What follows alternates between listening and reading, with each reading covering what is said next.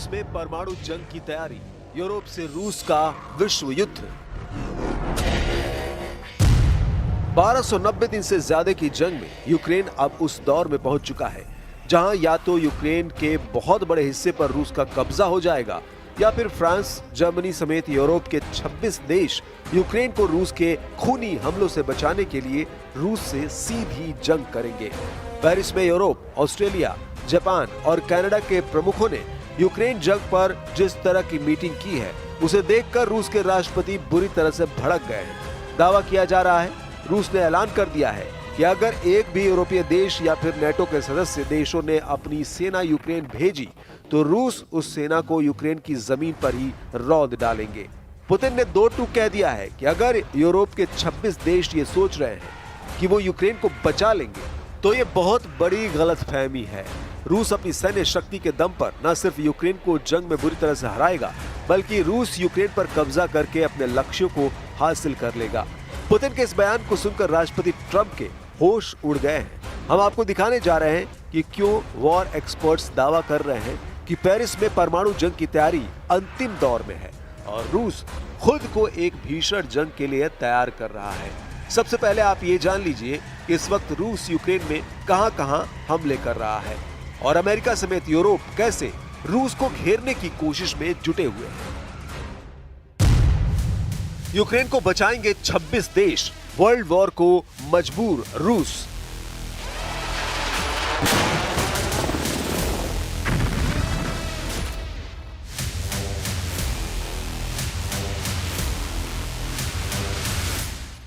रूस के रक्षा मंत्रालय ने दावा किया कि उसने यूक्रेन के चेरनिहिव इलाके में भीषण मिसाइल हमला किया है। रूसी सेना का दावा है कि उसने इस्कंदर मिसाइल हमले से यूक्रेनी सेना को भीषण नुकसान पहुंचाया है। रूसी सैनिकों ने यूक्रेन के दक्षिण पूर्वी निप्रोपेट्रोवस्क इलाके के नोवोसेलिवका गांव पर भी कब्जा कर लिया है। यूक्रेनी सैनिक कमांडर ओलेक्सांद्र सिर्स्की ने रूस के तेज होते हवाई हमलों को लेकर चिंता जताई है और पश्चिमी देश से ज्यादा बेहतर एयर डिफेंस देने की मांग की है। उधर दूसरी तरफ 4 सितंबर 2025 को फ्रांस की राजधानी पेरिस में वार्ता के दौरान जेलेंस्की को यूरोप और पश्चिम के 26 देशों ने भरोसा दिलाया है कि रूस के खूनी हमलों से अब 26 देश उसे बचाएंगे। पेरिस में हुई मीटिंग में जेलेंस्की को 26 देशों ने सुरक्षा की गारंटी देने की बात कही है। पेरिस में हुए इस ऐलान के बाद रूस अब तीसरे विश्व युद्ध को होते हुए देख रहा है और इसके पीछे की कई वजह हैं। 26 देशों ने यूक्रेन को रूस के खिलाफ सुरक्षा गारंटी प्रदान करने का संकल्प लिया है, जिसमें यूक्रेन की जमीन, समुद्र और हवा में एक अंतर्राष्ट्रीय बल तैनात किया जाएगा, जिसमें लगभग 26 देशों की सेना शामिल होंगी। ये बात फ्रांसीसी राष्ट्रपति इमैनुअल मैक्रों ने पेरिस शिखर सम्मेलन में इन गारंटियों पर खुलकर बात की है। फ्रांस के राष्ट्रपति मैक्रों ने बात को घुमाते हुए दावा किया है कि जिस दिन संघर्ष समाप्त होगा, सुरक्षा गारंटी लागू कर दी जाएगी।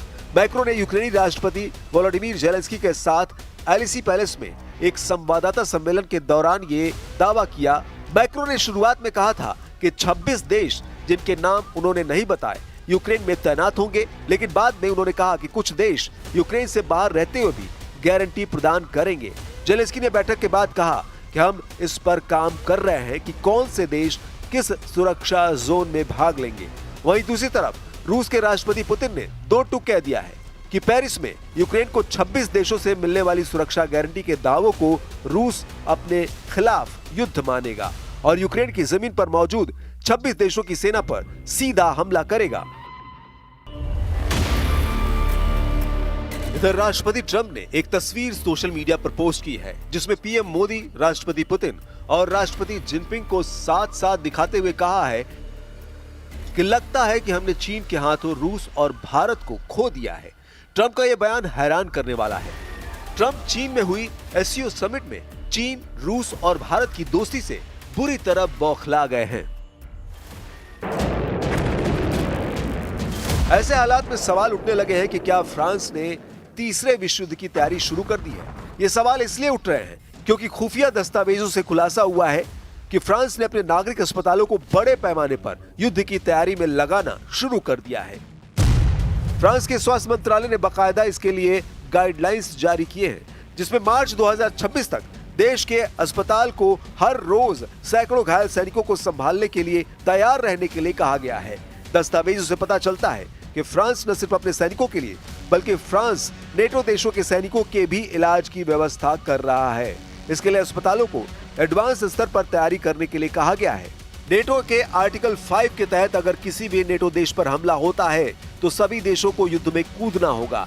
ऐसी स्थिति में ब्रिटेन, अमेरिका और यूरोप के कई देशों को सीधे युद्ध में खींचे जाने का खतरा बढ़ सकता है, जिससे विश्व युद्ध जैसी स्थितियों की आशंका पैदा हो रही है। जर्मनी के जनरल कार्स्टन ब्रेउर ने चेतावनी दी है कि रूस के ज़ेपेट 2025 युद्धाभ्यास को आक्रामकता के बहाने के रूप में इस्तेमाल किया जा सकता है।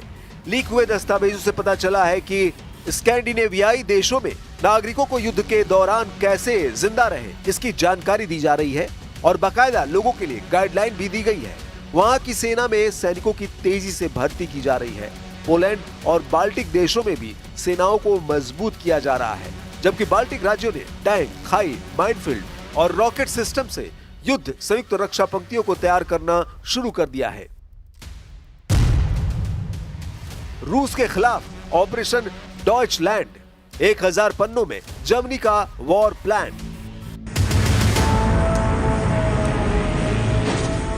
नेटो के 32 देश भी अब रूस के खिलाफ बड़े युद्ध को लेकर हिम्मत जुटाते साफ नजर आ रहे हैं। इस वक्त फ्रांस, ब्रिटेन और जर्मनी ने रूस के खिलाफ खुलकर मोर्चा खोल दिया है और यूक्रेन के बहाने ये यूरोपीय देश ऐसी जंग शुरू करने की वकालत कर रहे हैं जिसे देखकर हैरानी होती है कि क्या वाकई में यूरोप रूस के खिलाफ सीधी जंग कर सकता है। जरा जर्मनी के ऑपरेशन डॉइचलैंड को जान लीजिए, जिसे रूस के खिलाफ युद्ध की शुरुआत माना जा रहा है।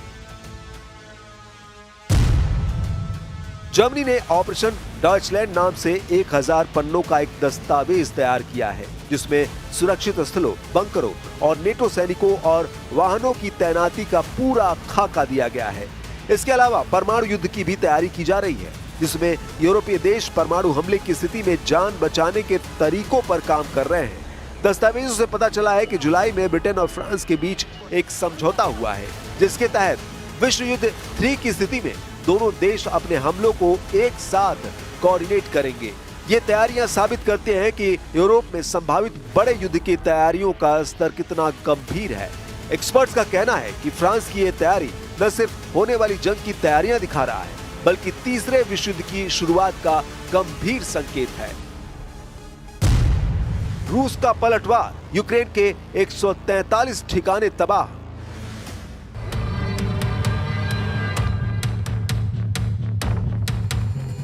इधर रूस ने यूक्रेन के पूरे डॉनबास के 88% इलाके पर कब्जे का दावा किया है।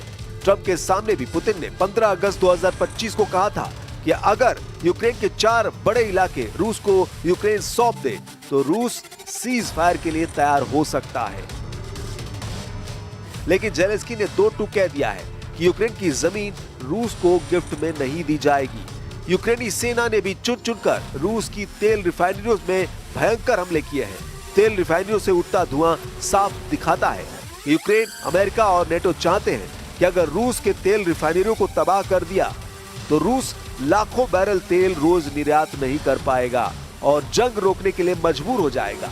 रूस पर यूक्रेन के ताजा हमलों से साफ पता चलता है कि यूक्रेन लंबी जंग के लिए खुद को तैयार कर रहा है।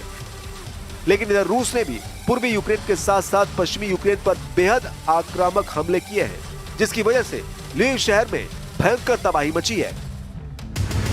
यूक्रेन के ज़पोरिजिया क्षेत्रीय सैन्य प्रशासन के प्रमुख इवान फेडोरोव के मुताबिक रूसी सेना ने यूक्रेन के ज़पोरिजिया क्षेत्र में एक ही दिन में 17 बस्तियों पर 448 हमले किए हैं। रूसी रक्षा मंत्रालय ने दावा किया है कि उसके सैनिकों ने पूर्वी यूक्रेन के डोनेस्क क्षेत्र में 1000 किलोमीटर यानी 620 मील की अग्रिम पंक्ति में मौजूद 2 और बस्तियों सेरेटने और क्लेबनबेर्ग पर अपना कंट्रोल कर लिया है, जबकि यूक्रेनी सेना ने कहा है कि उसके बलों ने पश्चिम में डिप्रोपेट्रोव्स्क क्षेत्र के किनारे स्थित एक बस्ती पर फिर से कब्जा कर लिया है। रूसी बलों ने यूक्रेन के एक सैन्य औद्योगिक केंद्र और 143 स्थानों पर हमला किया, जहां यूक्रेनी सैनिक और विदेशी लड़ाके अस्थायी रूप से ठहरे हुए थे। एक यूक्रेनी ड्रोन हमले के कारण कुर्स्क परमाणु ऊर्जा संयंत्र में आग लग गई, जिसका बदला रूस 24 अगस्त से लगातार ले रहा है। अब ऐसे हालात में देखना होगा क्या यूक्रेन की जमीन पर 26 देशों की सेना यूक्रेन को बचा पाएगी। क्या रूस यूक्रेन की जमीन पर 26 देशों की फौज को बर्दाश्त कर पाएगा या नहीं। कुल मिलाकर तीसरे विश्व युद्ध का खतरा चरम पर पहुंच चुका है।